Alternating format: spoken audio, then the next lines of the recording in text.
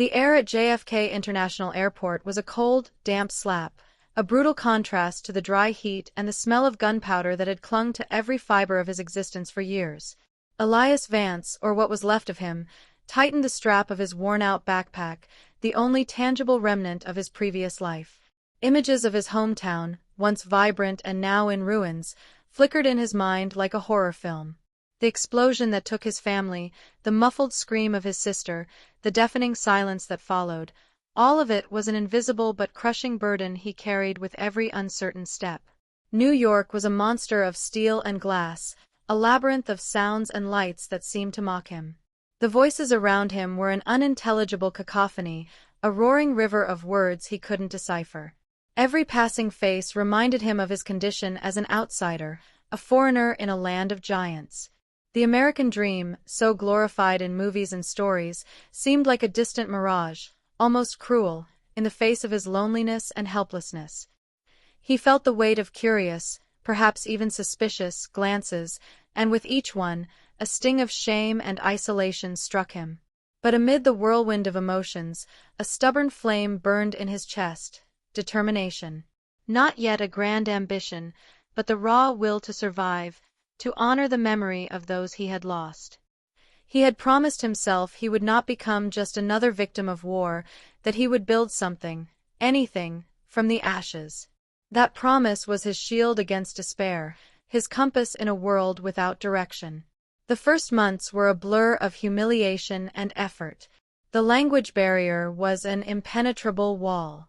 Every attempt at communication was an exercise in frustration, a constant reminder of his incapacity.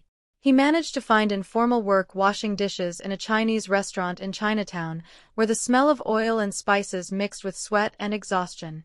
His wages barely covered the rent for a tiny, cockroach-infested basement room. Discrimination was subtle but ever-present, contemptuous glances, whispered jokes, the feeling of always being last in line, invisible. But Elias did not complain. Every dish washed, every new word learned, every dollar saved was a brick in the foundation of a future he could not yet visualize but knew had to exist. The fast food restaurant, with its persistent smell of frying oil and the incessant melody of the soda machine, became Elias's new battlefield. From 6 in the morning until midnight, he fried burgers, cleaned tables, and swept floors, his muscles aching and his mind exhausted. The pressed uniform, which once represented a step toward stability, now felt like a shroud, suffocating any remnants of his former identity. Customers, hurried and often impatient, barely noticed him, treating him as an extension of the machines serving food. Loneliness was a constant companion, a silent echo amid the frenetic noise of daily life. But even in the crushing monotony, Elias found small sparks of light. During short breaks, he hid in the storage room, a pocket English-Arabic dictionary in one hand and a cold sandwich in the other. Every new word was a small victory, another brick in the bridge connecting him to this new world. He listened to customers' conversations, absorbing accents and slang, trying to decode the social codes that seemed so natural to everyone else. Slowly, hesitantly, his confidence began to sprout, like a seed in arid soil. It was during a late-night shift, while scrubbing the greasy grill, that the first spark of ambition truly ignited. An elderly man, with sharp eyes and a gentle smile, sat at the counter. His name was Mr. Henderson, a retired teacher who came to the restaurant every night to read the newspaper and drink coffee. He noticed Elias's quiet dedication, the way he struggled to understand and be understood. One night, Mr. Henderson spoke to him. "You've got fire in your eyes, kid," he said, his voice hoarse but warm. "Not the kind of fire that burns out frying potatoes." Elias, surprised, stammered a few words in his still broken English. Mr. Henderson began visiting more frequently, not just as a customer but as an informal mentor. He brought books, corrected Elias's pronunciation, and, most importantly, listened. Elias told him about his homeland, the war, the burning desire to build something meaningful. In turn, Mr. Henderson spoke about the opportunities America offered, about the importance of education and perseverance. He saw in Elias not just a refugee but untapped potential, a bright mind waiting to be shaped. "The world is a chessboard, Elias," he said once. "And you have the chance to be the player, not just a piece." Those words resonated deeply, planting the seed of a dream far greater than Elias had ever dared to imagine. The dream of mastering his own destiny, of building something that no one could ever take away from him again. The smell of burnt coffee and the monotonous voice of the manager, Mr. Peterson, still echoed in Elias's ears.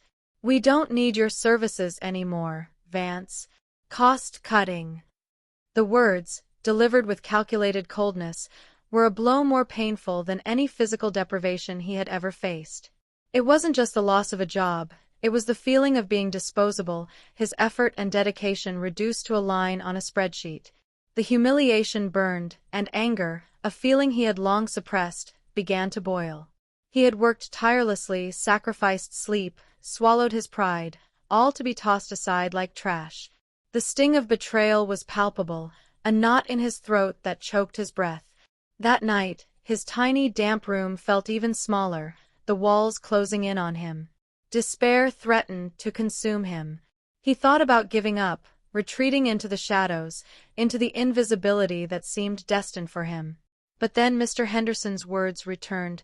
"You've got fire in your eyes, kid." And the fire, though nearly extinguished by pain, still flickered. He could not let mediocrity define him. Not after everything he had endured, not after the promises he had made to himself and to his family's memory. That rock-bottom moment would not be the end, it would be the catalyst. With his hard-earned savings and Mr. Henderson's discreet help, Elias enrolled in a night course in marketing and sales at a community college. The classes were a new challenge, but one he embraced fervently. Every concept, every strategy, every case study was absorbed with voracious intensity. He saw the business world not just as a way to earn a living but as a battlefield where intelligence and strategy could overcome brute force. He began to understand that success wasn't just about working hard, but about working smart, understanding people and their needs. The path was arduous. By day, he took odd jobs, carrying boxes, delivering newspapers, anything to pay the bills and tuition. By night, he buried himself in books, his mind buzzing with ideas. With every class, every book, every conversation with classmates and professors, a vision of a different future began to take shape, a future where he would not be just an employee, but a creator, a leader. Ambition, once a seed, was now a sapling, growing strong and resilient, ready to break through the soil and reach for the sun. Elias Vance was beginning to build not just a career but an empire in his mind, brick by brick, idea by idea. Armed with a marketing degree and unshakable determination, Elias Vance plunged into the business world. His first ventures were modest, but each served as a laboratory for his ideas and a test of his resilience. He started by selling products door to door, then launched a small online electronics store. Every sale was a victory, every satisfied customer a confirmation that he was on the right path. Mr. Henderson, now both friend and confidant, watched with pride, offering advice and occasionally a small loan to keep things afloat. The work hours were brutal. Sleepless nights, sacrificed weekends, quick cold meals. A social life was a luxury he couldn't afford. Friendships faded. Potential relationships never bloomed. He watched his classmates pursue more traditional careers, building families, enjoying a life that seemed out of reach for him. Loneliness, once imposed on him, was now a choice, a price he was willing to pay for his vision.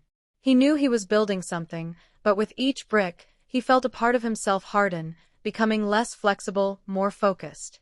His big break came with the rise of communication technology. Elias foresaw the demand for customized software solutions for small and medium-sized businesses, something large corporations ignored. With a risky loan and the help of talented programmers he convinced to work for future equity, he founded Vance Innovations. The beginning was chaotic, plagued by technical failures, missed deadlines, and the constant threat of bankruptcy. There were moments when he doubted everything, nights when fear paralyzed him, reminding him of how fragile all he had built really was. But Elias had an almost supernatural ability to recover. Every failure was a lesson, every setback a push to innovate. He learned to negotiate, to persuade, to inspire. His refugee story, once a source of shame, became a tool, a testament to his strength and resilience. He used his experience to connect with people, to show he understood the struggle of building from nothing. Vance Innovations began gaining traction, winning clients with effective solutions and personalized service. The once cramped, messy office expanded. The clatter of keyboards and heated discussions about code and strategy became the soundtrack of his budding empire.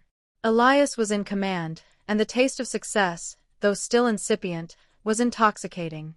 Yet he felt that for every step forward, something in his humanity was left behind, a growing shadow of pragmatism and calculation that began to obscure the idealist he once was.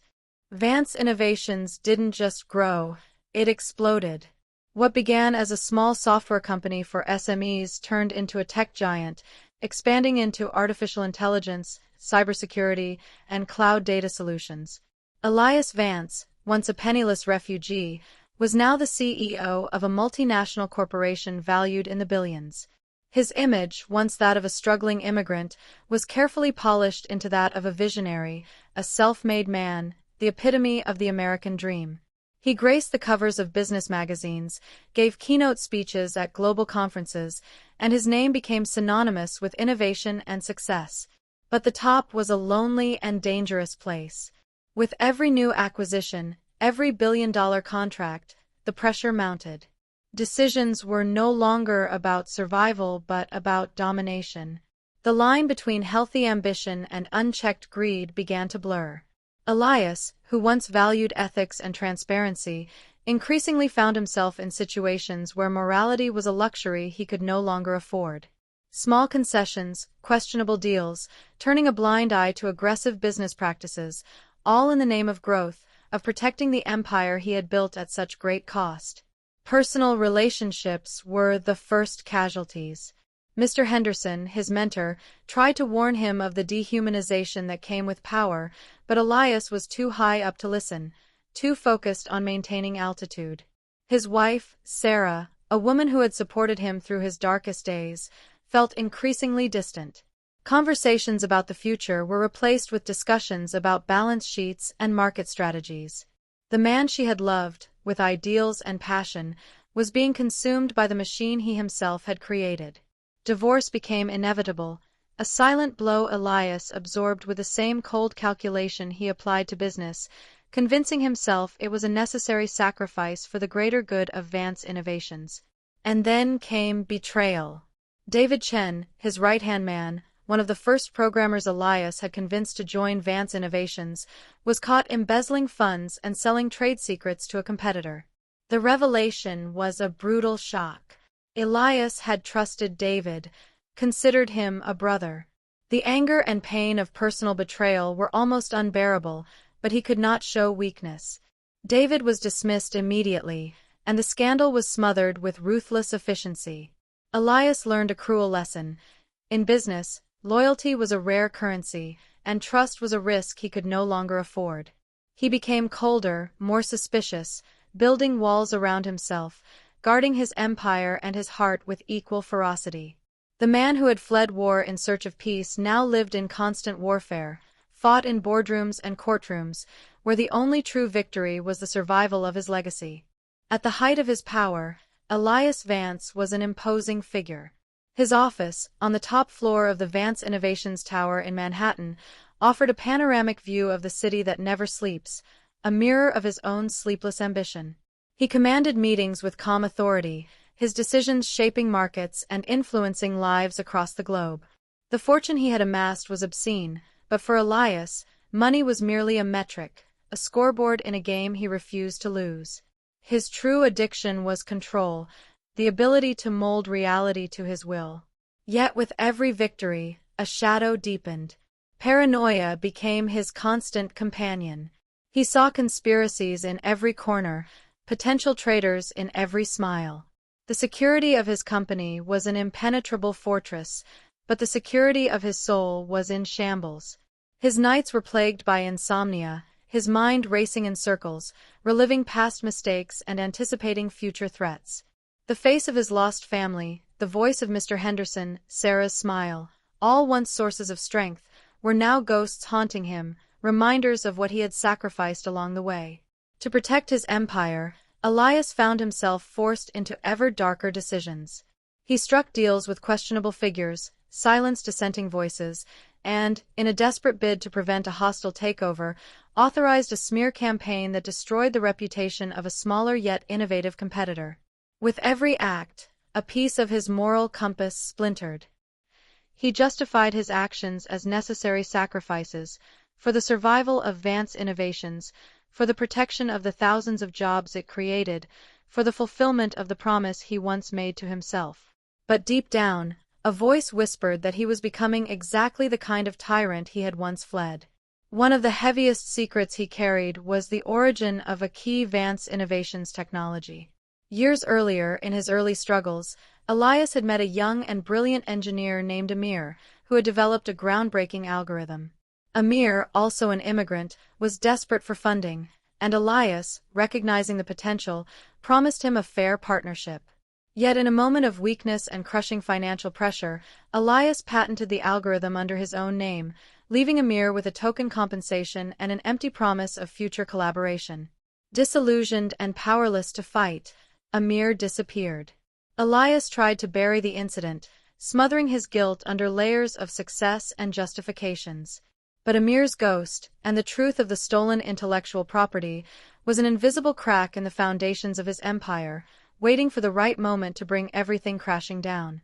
Elias knew that one day this secret might surface, and the cost would be incalculable. Elias Vance's world was a fortress built from years of sweat, sacrifice, and secrets.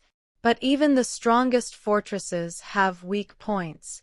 The scandal did not come as a frontal attack, but as a subtle fissure that quickly spread until it threatened to bring everything down. It began with an investigative article on a small tech blog, initially overlooked, questioning the originality of Vance Innovations' key technology.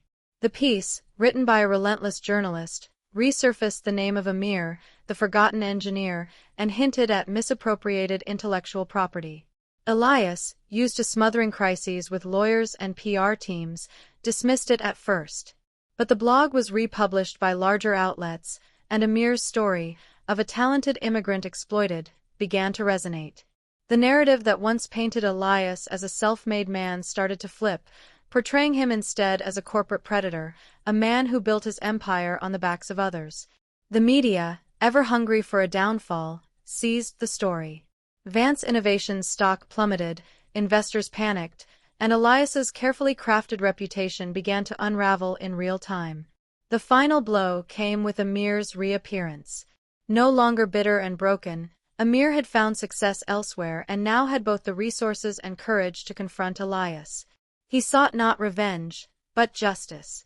His story, told with quiet dignity, exposed the truth about the patent, the broken promise, and the exploitation of a fellow immigrant.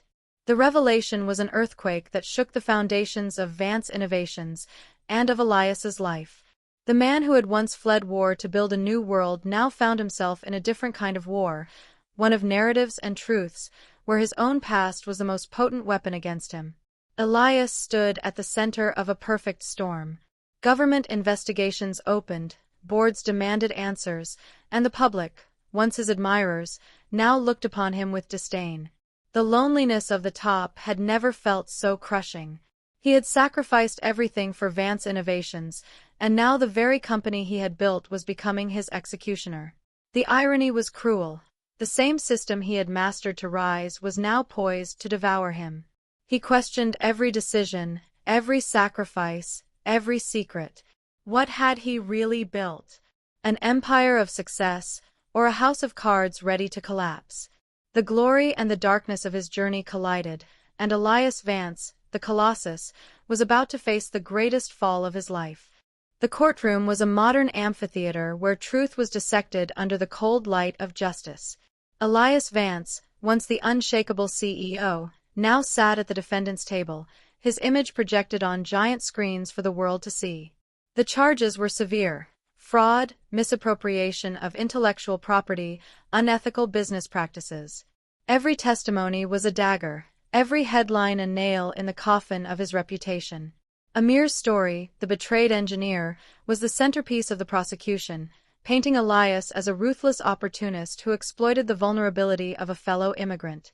His lawyers, the best money could buy, tried to discredit Amir, question his memory, his motives. But the narrative was already etched into the public's mind. The media, which once idolized Elias, now crucified him. He watched the spectacle with a strange detachment, as if watching a film about someone else, a tragic character whose mistakes he recognized, yet from whom he felt distant. The arrogance that had propelled him to the top now blinded him to the gravity of his situation. In the midst of chaos, an unexpected presence shook him. Sarah, his ex-wife, appeared in court, not to testify against him, but simply to observe. Her eyes, once full of love and admiration, now carried a profound sadness, a disappointment Elias felt deep in his bones. In that gaze, he saw not condemnation, but the loss of something irretrievable. The image of the man she once loved, the idealist who dreamed of building a better future, was shattered. Mr. Henderson, frail and aged, was also there, his silent presence a constant reminder of the moral compass Elias had abandoned. Amir's testimony was the climax. He spoke without anger, only quiet resignation. "I never wanted to destroy what he built," Amir said, his voice echoing through the chamber. "I only wanted him to recognize the truth, to remember who he was before he lost himself." Amir's words struck Elias like lightning. In Amir's eyes, he saw a reflection of his own past, the same hope, the same vulnerability. In that moment, Elias's facade of invincibility cracked. He realized that the true betrayal was not only against Amir, but against the refugee he once was, against the values he had sworn to uphold. The empire he built, which he believed to be his redemption, was in truth a gilded prison, erected on the ruins of his soul. When the verdict came, it was almost secondary. Elias Vance had already been judged, and condemned, by himself. The verdict was harsh, guilty of fraud and intellectual property theft. Vance Innovations was fined billions, and Elias Vance, the man who once embodied the American dream, was sentenced to prison. The collapse was total, public, and humiliating. Stripped of his title, his fortune, and his reputation, he now found himself in a cold, dark cell, a stark contrast to the luxury of his former office, but paradoxically offering a clarity he hadn't felt in decades. Then came an unexpected visit that shook him once more, not into despair, but into shock and disbelief. The visitor was a middle-aged woman, her eyes uncannily familiar. She introduced herself as Lena, Amir's younger sister. But that wasn't all. Lena revealed that Amir, before his premature death from a rare illness, had left behind a letter, a final testament to be delivered to Elias only if he ever fell from grace. Amir's letter was not one of hatred or vengeance, but of profound and surprising understanding. He revealed that in the dark days after Elias's betrayal, he had been approached by a shadowy figure, an anonymous investor who offered to fund his own company on the condition that he remain silent about Elias. Desperate and without options, Amir accepted. Over the years, however, he realized he was being manipulated, that his company was being used as a pawn in a much larger game. The anonymous investor, later revealed to be an old rival of Elias, had orchestrated both their ascents and downfalls, exploiting Amir's brilliance and Elias's ambition for his own sinister ends. The scandal was no coincidence. It was a meticulously planned trap, sprung at the moment of Elias's greatest vulnerability. The twist was devastating. Elias was not only the villain, but also a victim, a pawn in a chess game far larger than he had ever imagined. The guilt he bore for betraying Amir was real, but the magnitude of the external manipulation was staggering. He had been used. His story of resilience, his ambition, his very flaws, all weaponized by an invisible enemy. Rage boiled within him, but was soon replaced by an odd sense of liberation. The truth, no matter how painful, was lighter than the lie he had carried. Looking at Lena, eyes brimming with tears, he no longer saw the sister of his victim, but an unexpected ally. Redemption would not come merely by atoning for his own sins, but by unmasking the true mind behind his downfall, and perhaps finally finding the peace he had sought since fleeing his homeland. The cell, once a symbol of his downfall, now felt like a cocoon of rebirth. Lena's revelation had ignited a new flame in Elias, not fueled by blind ambition, but by a burning thirst for justice. The guilt for betraying Amir still weighed on him, but the knowledge that he had been a pawn in a greater scheme gave him a painful clarity. He was not only the villain, but also a victim. And that duality propelled him forward. He had to unmask the true architect of his ruin, not only to clear his name, but to honor Amir's memory and perhaps earn his own redemption. Lena was hesitant at first.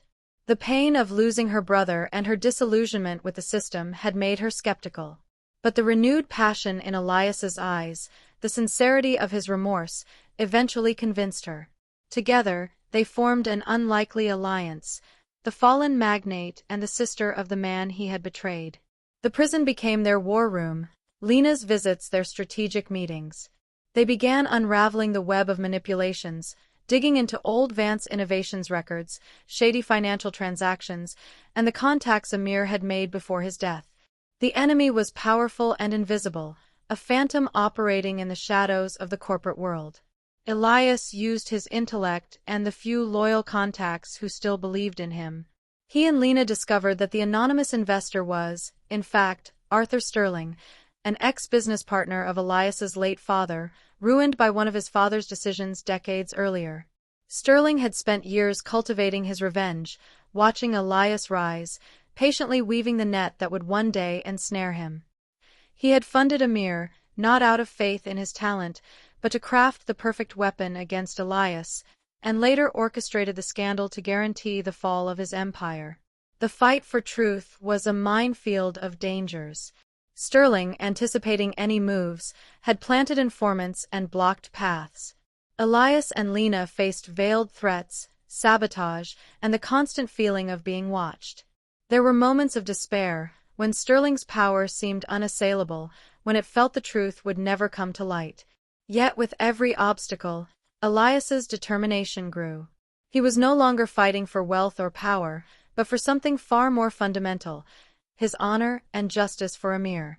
The irony was that, in losing everything, Elias had rediscovered himself, the refugee who had arrived in America with nothing but a promise and a flame of hope. And that flame now burned brighter than ever. The battle against Arthur Sterling would not be fought in courtrooms or boardrooms, but in the shadows of public opinion and behind the curtains of power.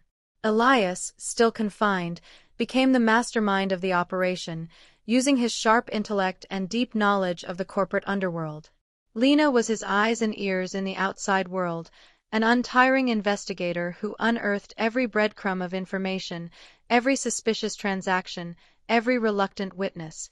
They relied on the help of a handful of loyal allies, including an investigative journalist who, though initially skeptical, was captivated by the complexity of the story and Elias's determination. The strategy was risky: expose Sterling publicly, forcing him out of the shadows. They leaked carefully selected information to the press, revealing the web of manipulations Sterling had woven over the years, not just against Elias, but against other rivals and partners as well. Amir's story, the stolen patent, the secret funding of companies to create rivalries, all came to light, painting the picture of a master manipulator who had operated with impunity. Sterling, a man accustomed to controlling the narrative, reacted with fury. He used his vast influence to try to silence the press, discredit Elias and Lena, and even threaten their allies. The pressure was immense. Lena became a target of harassment, the journalist received veiled threats, and Elias, inside prison, faced attempts at isolation and intimidation. There were moments when hope wavered, when Sterling's power seemed overwhelming. But with each attack, Elias and Lena's determination only grew stronger. They were no longer fighting for themselves, but for a greater truth, for a system that had long been corrupted.